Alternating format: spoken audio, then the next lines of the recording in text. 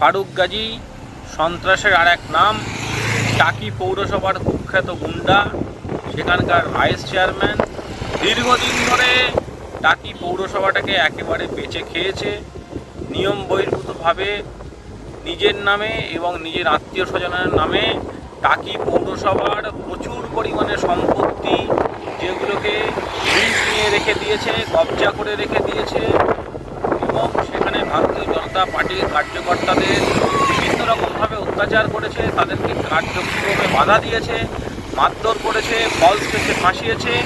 এমনকি আমি যখন দক্ষিণ বিধানসভার বিজেপি প্রার্থী হিসেবে প্রচারে গিয়েছিলাম, সেই প্রচারেও সে বাধা দেওয়ার চেষ্টা করেছে, আমার দলীয় কার্যকর্তাদেরকে বিভিন্ন রকমভাবে হ্যারেস করেছে। কিন্তু আজকে পালাবদল হয়েছে, আর পালাবদলের ফলে আজকে ভিন রাজ্য থেকে তাকে তুলে নিয়ে আসা হয়েছে। মনে রাখতে হবে যে পাপ তার বাপ কেউ ছাড়ে না। সেই জন্য ফারুক গাজীর মতো আরও যারা এখনো পর্যন্ত গারদের বাইরে আছে, তাদেরও দিন ঘনিয়ে এসছে। তারাও তাড়াতাড়ি একই সঙ্গে ফারুক গাজীর মতো গারদের ভিতরে যাবে।